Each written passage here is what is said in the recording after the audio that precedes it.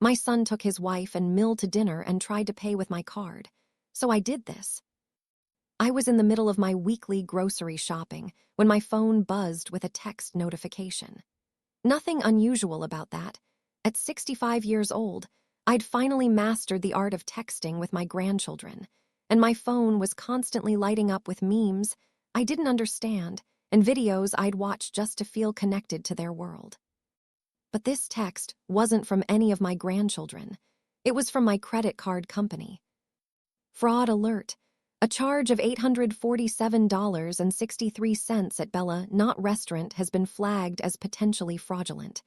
If you did not authorize this charge, please reply fraud. If this charge is legitimate, reply confirm. I stared at the message, my hand frozen over a display of organic apples. Bella Not. That was the most expensive Italian restaurant in the city, the kind of place where a single entree could cost more than I typically spent on groceries for a week. I certainly hadn't been there. I was standing in a supermarket in my comfortable jeans and cardigan, not exactly Bella Not attire. But $847.63. For dinner, even at an expensive restaurant, that was excessive. That was champagne, appetizers, multiple courses, probably the kind of extravagant meal someone orders when they're trying to impress. My mind immediately went to the credit card I'd given my son Brandon, for emergencies only, 3 months ago. Brandon was 32 years old, married to Melissa for 2 years, and still figuring out how to be a financially responsible adult. He worked in sales, made decent money when he hit his targets, but had a tendency to spend beyond his means. Designer clothes, expensive electronics, a car lease that ate up a quarter of his salary. I'd raised him to be independent, to stand on his own 2 feet, but somewhere along the way, he'd gotten the impression that my wallet was an acceptable backup plan. The emergency credit card had been my attempt at a compromise. He'd asked if he could be added to one of my credit cards, just in case something comes up. I'd resisted at first, but he'd worn me down with stories about car troubles and unexpected expenses and the difficulties of building credit in today's economy. Just for emergencies, Mom, he'd promised. I won't use it unless I really need to. I'd given him a card linked to one of my accounts with a $5,000 limit. I'd made it very clear, medical emergencies, car emergencies, true crises only, not restaurants, not shopping, not entertainment. And certainly not an $847 dinner at the fanciest restaurant in town. I replied to the text, fraud. Immediately, another text came through. This card has been temporarily suspended. Please call our fraud department at your earliest convenience. I abandoned my shopping cart, something I'd never done in my entire life, and walked out of the store to my car. I sat in the driver's seat, engine off, and called the credit card company's fraud department. Mrs. Catherine Morrison. The representative had a kind voice, professional but sympathetic. Yes, that's me. I'm showing that you flagged a charge at Bella Not Restaurant for $847.63.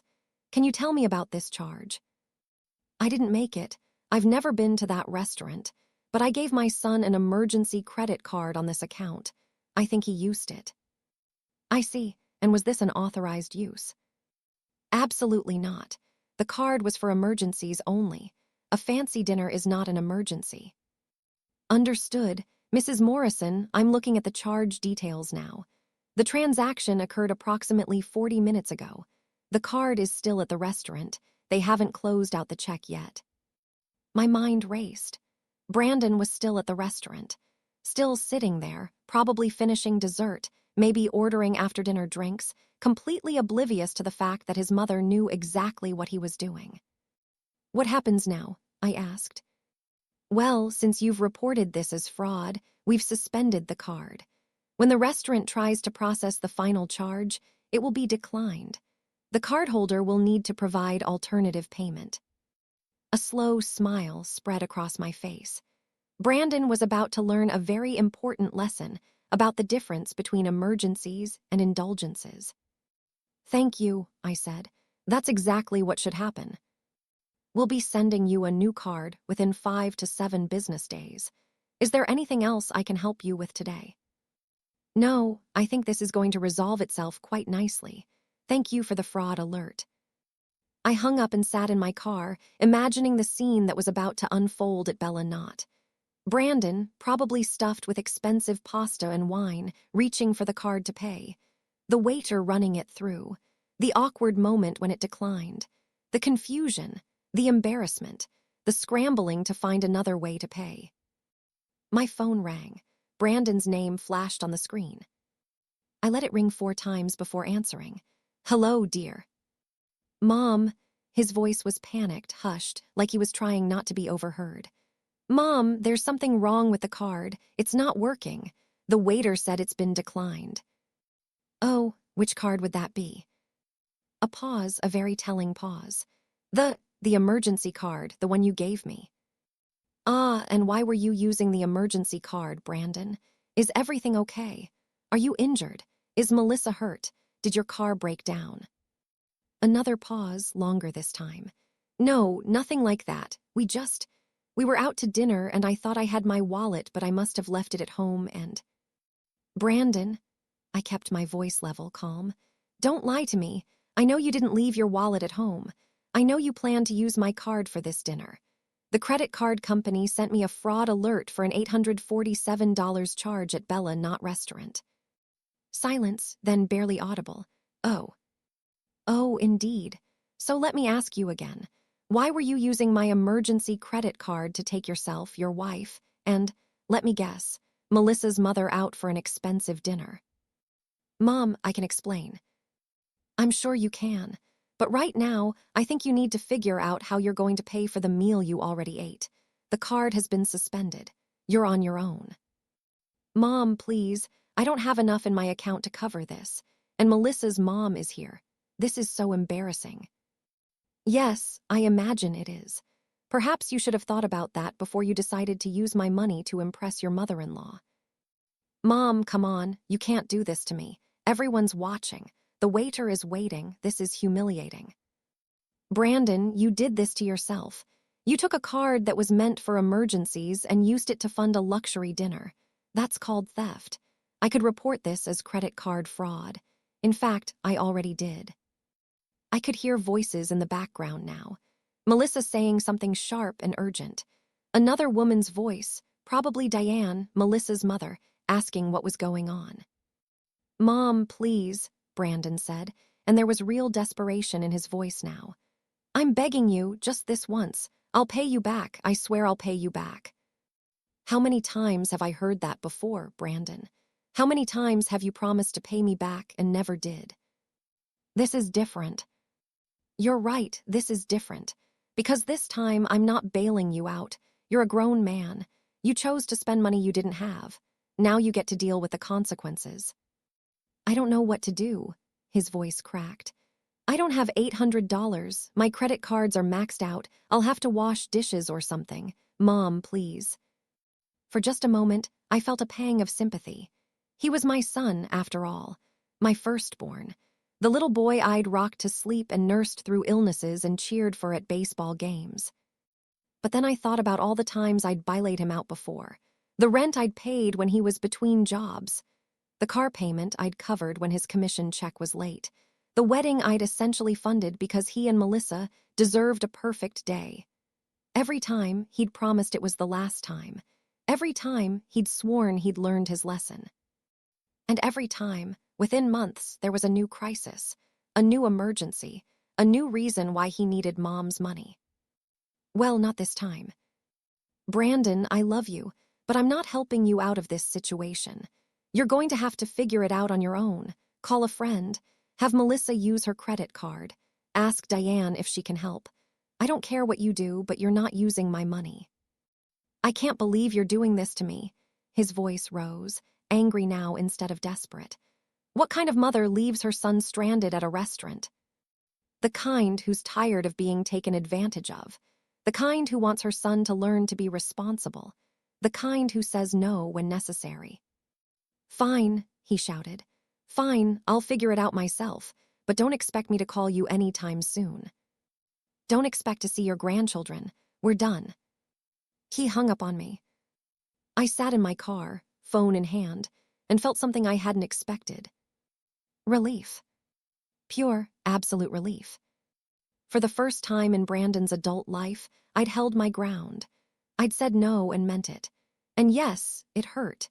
Yes, his words about keeping the grandchildren away stung. But I also knew that empty threats were Brandon's style when he didn't get his way. More importantly, I knew that if I kept enabling him, kept bailing him out, kept treating him like a child who couldn't handle adult responsibilities, he'd never learn. And at some point, I wouldn't be here anymore to save him. I started my car and drove home, leaving my abandoned grocery cart behind. I'd go back tomorrow. Right now, I needed to go home, pour myself a glass of wine, and prepare for whatever came next. Because I knew Brandon, and I knew this wasn't over. The phone calls started that evening, first from Melissa. "Catherine, how could you?" Her voice was cold, clipped. Melissa had never called me Mom the way some daughters-in-law did, and in moments like this, the formality felt like a weapon. "Do you have any idea how humiliating that was? We had to call Melissa's father to bring his credit card to the restaurant. Deanne was mortified. Brandon was absolutely devastated, all because you couldn't spare a few $100. $847, I corrected. And the issue isn't whether I can spare it. The issue is that Brandon used a credit card that was meant for emergencies to fund a luxury dinner. That's not what we agreed to. It was a special occasion. Diane is only in town for a few days. We wanted to take her somewhere nice. Then Brandon should have planned for that, should have saved money, should have made a reservation at a restaurant he could actually afford. God, you're so unreasonable. Melissa's voice rose. It's not like you can't afford it. You live in a huge house all by yourself. You have plenty of money. Would it kill you to help your son once in a while? I've helped Brandon plenty. I've been helping him his entire adult life. And what has it taught him? That Mom will always be there to clean up his messes. Well, not anymore. You're being cruel. I'm being a parent. There's a difference. Melissa hung up on me too. The next call came from Diane, Melissa's mother. I'd only met Diane a handful of times. She lived across the country and visited rarely. She was a woman in her early 60s who dressed too young for her age and had the kind of fake sweet voice that set my teeth on edge. "Catherine, dear, I think there's been a terrible misunderstanding," she began, syrupy and condescending. "No misunderstanding, Diane. Brandon used my credit card without permission. I had it suspended. Pretty straightforward. But the poor boy was just trying to treat us to a nice meal. He wanted to impress me, to show me that he could provide for my daughter. And you humiliated him in front of everyone."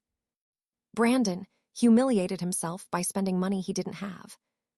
Well, I think you should know that Melissa is very upset. She's questioning whether this marriage can work if your family is going to be so unsupportive. There it was, the threat. The implication that if I didn't fall in line, if I didn't open my wallet and play the role of the endlessly giving mother, I'd lose my son and grandchildren. "Diane," I said carefully, "I love my son. I love my grandchildren. But love doesn't mean enabling bad behavior.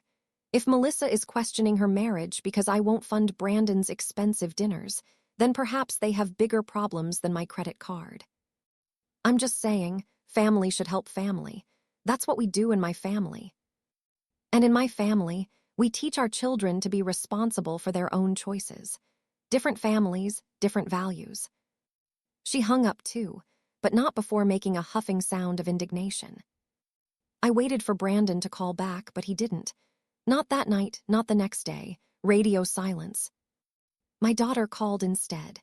Emily, my younger child, 2 years younger than Brandon, had always been the responsible one. She'd paid her own way through college, bought her own car, never asked for handouts. She'd married a good man, had 2 beautiful children, and lived within her means. "Mom, what happened with Brandon?" she asked. "I got a very angry text from him saying you abandoned him at a restaurant and ruined his life." I explained the situation, the emergency card, the $847 dinner, the declined charge. Emily was quiet for a moment. Then she started laughing, actually laughing. "Oh my God, Mom, that's amazing. You actually did it. You actually said no to Brandon." "It wasn't easy." "I bet, but good for you. Do you know how many times I've wanted to tell him to stop mooching off you? But I knew you'd just tell me to stay out of it." "You wouldn't have been wrong. This was my decision to make." "So what's he saying? Is he still speaking to you?"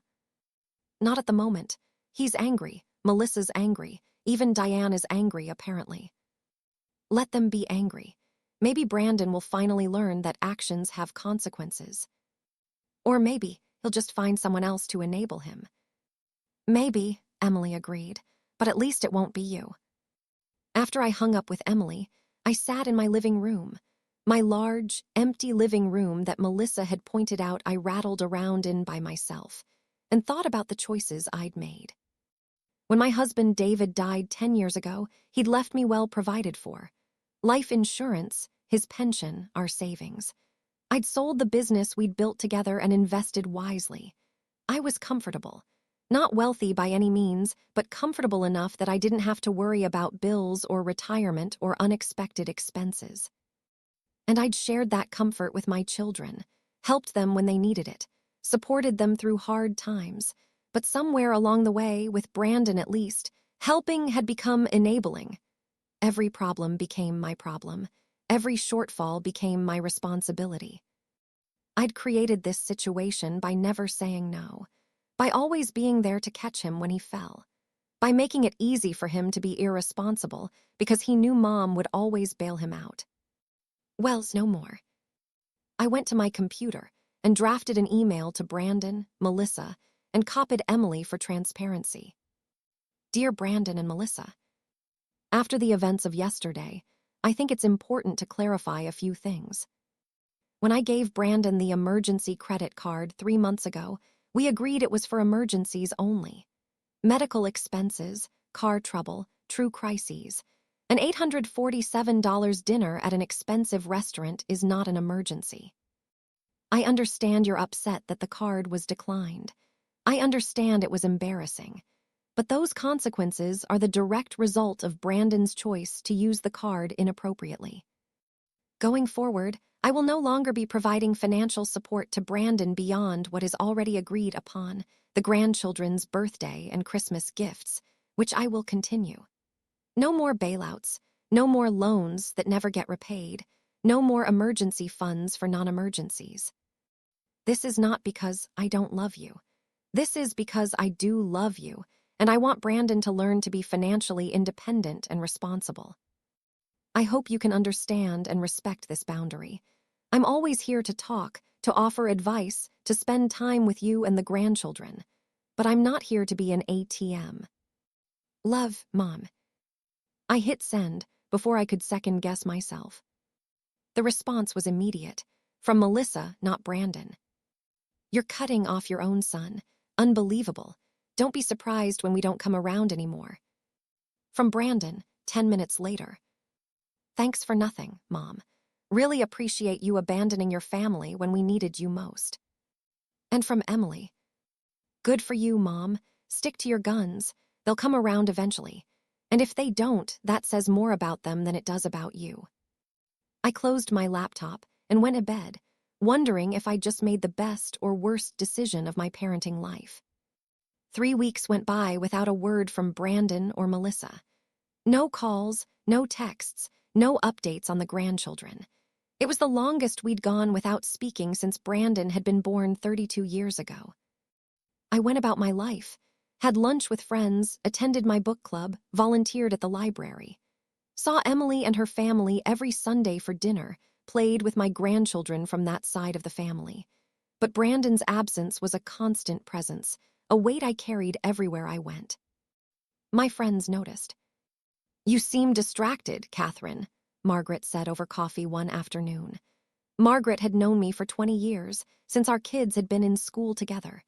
She knew all about Brandon's financial irresponsibility because her own son had similar issues. "Brandon and I aren't speaking," I admitted. "I cut him off financially, and he's angry about it." "Good for you. I wish I had the strength to do the same with Aaron. He's 40 years old and still asking me for gas money. But what if he never forgives me? What if I never see my grandchildren again? Margaret reached across the table and squeezed my hand. Catherine, if your relationship with your son is conditional on how much money you give him, then it's not a real relationship. It's a transaction, and you deserve better than that. But he's my son. And you're his mother, not his bank. You did the right thing. Give him time. He'll come around when he realizes you mean it. But would he? Or would Brandon simply write me off, decide I wasn't worth the trouble if I wasn't going to fund his lifestyle? The answer came 4 weeks after the restaurant incident, and it came from an unexpected source. I was at the grocery store, back to my regular shopping routine after abandoning that cart a month earlier, when I ran into Diane, Melissa's mother, the woman whose dinner I'd refused to fund. She spotted me in the produce section and made a beeline straight for me, her face set in determined lines. Catherine, we need to talk. I straightened my shoulders. Hello, Diane. I'm a bit busy at the moment. I'll only take a minute. I need to apologize. That stopped me. Apologize? Yes. She glanced around, then lowered her voice. Can we talk somewhere more private?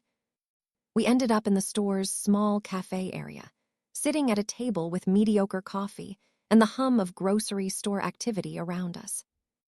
I judged you too quickly, Diane began.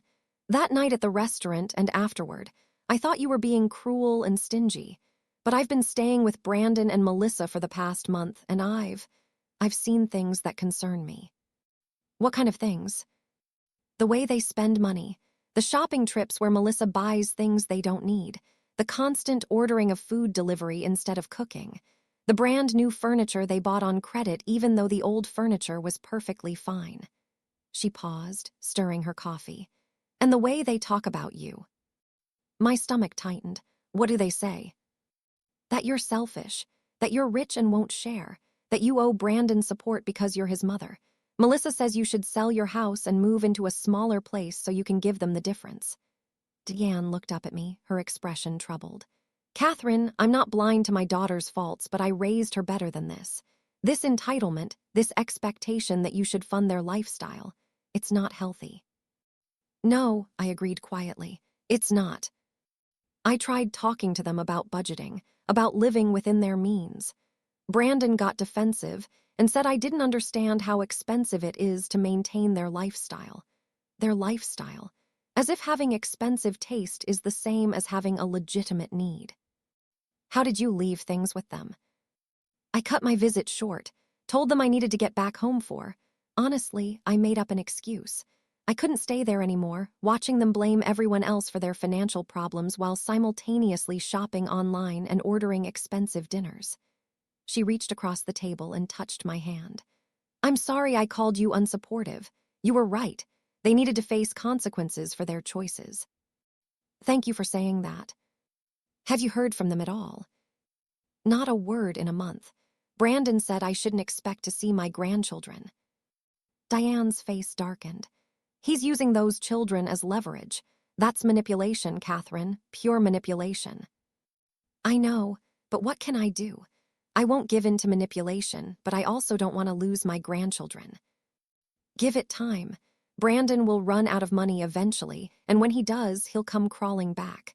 The question is, what will you do when he does? That question haunted me for the next 2 weeks. What would I do? Would I stand firm, maintain my boundaries, risk losing them entirely? Or would I cave, just a little, just enough to keep them in my life? The answer came sooner than I expected. It was a Tuesday morning when my phone rang with Brandon's number. 6 weeks since the restaurant incident. 6 weeks of silence. I stared at the phone for 3 rings, debating whether to answer. Finally, I picked up. Hello. Mom. His voice was small, subdued. Nothing like the angry, entitled tone from our last conversation. Mom, I need help. My heart sank. Here it was. The moment I'd been dreading and expecting in equal measure. What kind of help, Brandon? Our car got repossessed. Last night. They just showed up and took it. Melissa's in tears. I don't know what to do. We're behind on so many payments, and I tried to work out a deal with them, but they wouldn't listen, and now we have no car and I can't get to work and... He was rambling, panicked, the words tumbling out in a rush. Brandon, slow down. Tell me exactly what's happening. He took a shaky breath. We're 3 months behind on the car payment. I kept meaning to catch up, but there was always something else that needed to be paid first. They sent notices, but I thought I had more time. And now the car's gone and I have a presentation this afternoon for a major client and I can't get there. And if I miss it, I'll probably lose my job and then we won't be able to pay anything. Stop, I said firmly. Just stop, take a breath. He went quiet. Brandon, how much do you owe on the car? Total or just to get it back? Both. Total is about $28,000. To get it back, we'd need to pay the $3,800 we're behind on, plus the repossession fees, probably $4,500 total. $4,500. $1 phone call, 1 transfer, and I could fix this problem for him. Make it all go away. And teach him absolutely nothing. Mom, are you still there? I'm here, I'm thinking. I know you're mad at me. I know I screwed up with your credit card. But Mom, I'm desperate. I need this car. I need my job. I need help. There was something in his voice that got to me. Not the manipulation I'd heard before, not the entitled expectation. This was genuine fear, genuine desperation. But giving him the money wouldn't solve the underlying problem. It would just delay the next crisis. Brandon, I'm not going to give you $4,500 to get your car back. Mom, please. Let me finish. I'm not going to give you the money, but I am going to help you figure out how to handle this situation. First question, do you have anything you can sell? What? Furniture, electronics, jewelry, anything of value. Can you sell anything to raise money? I don't know, maybe. We have a lot of stuff, but I never thought about selling it. Second question, can you borrow a car from anyone? A friend, a coworker, anyone? Maybe Jake from work. He has an extra car he barely uses. Good, call him. Explain the situation. See if you can borrow it for a week or 2 while you figure things out. Third question, have you and Melissa actually sat down and made a budget? A real budget with all your income and all your expenses laid out. Not really. We kind of just pay things as they come up. That's your first problem. You need to know exactly where your money is going.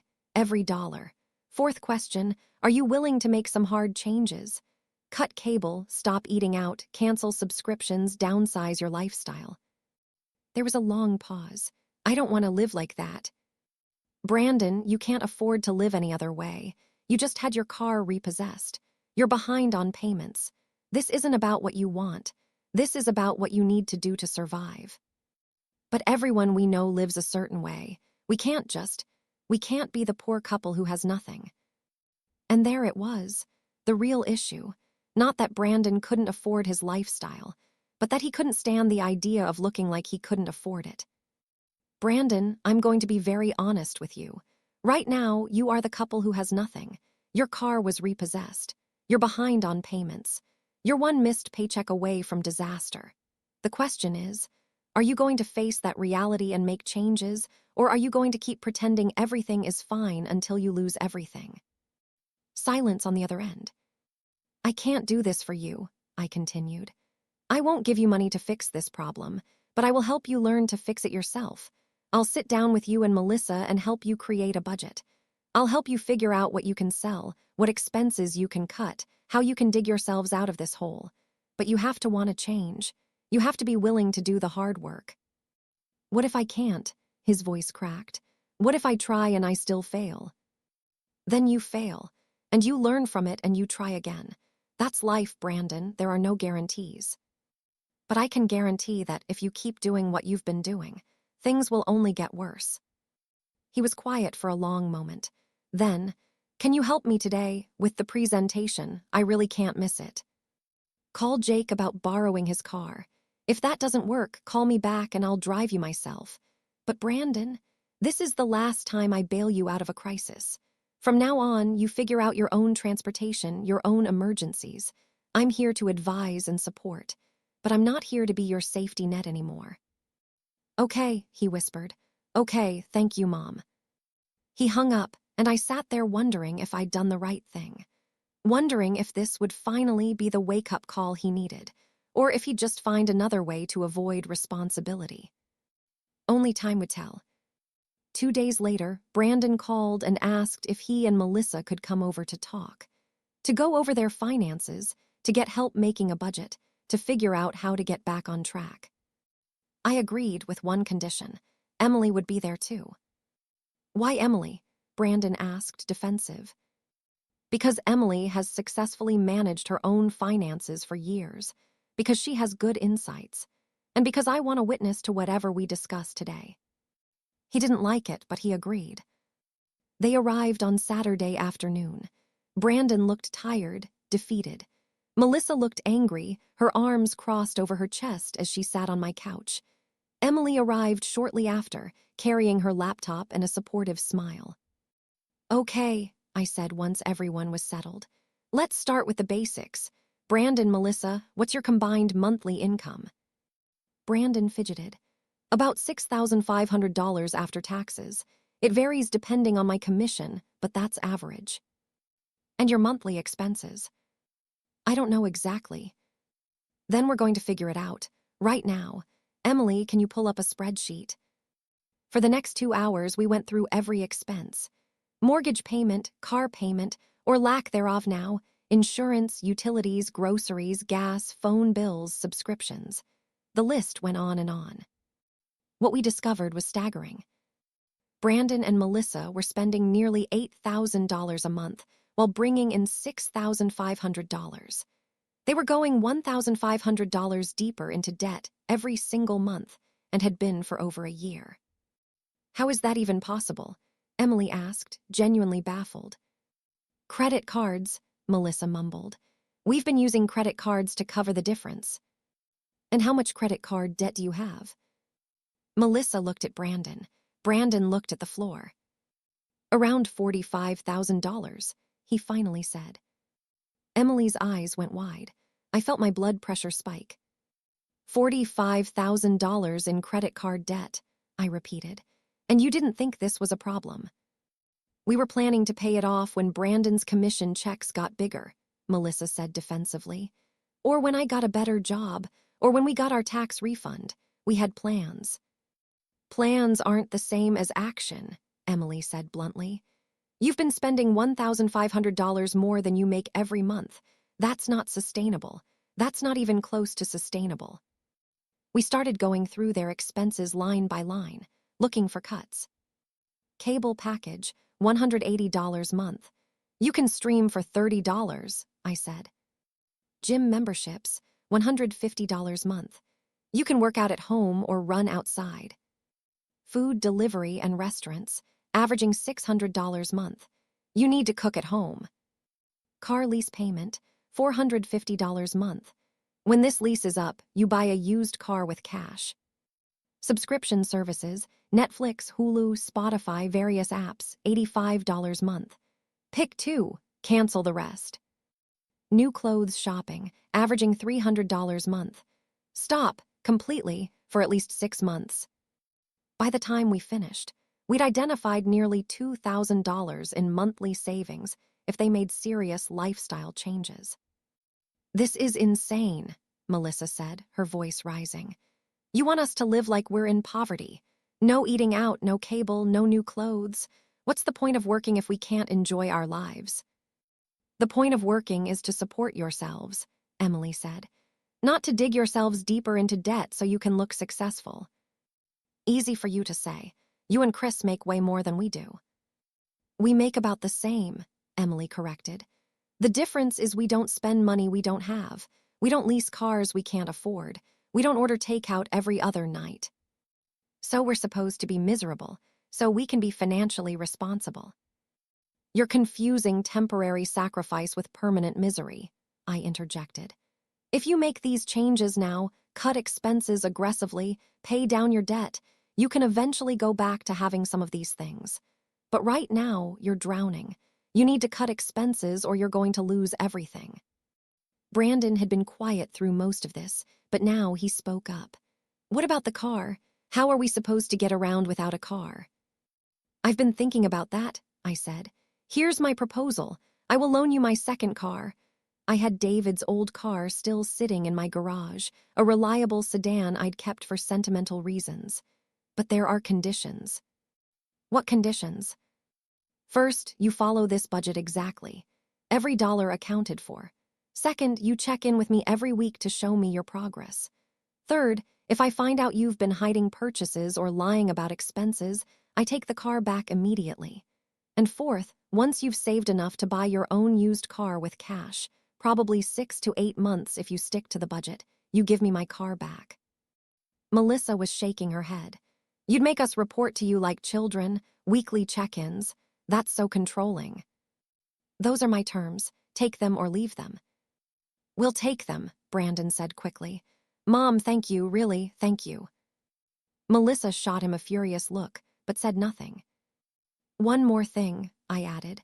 I want you both to take a financial literacy course. There's one.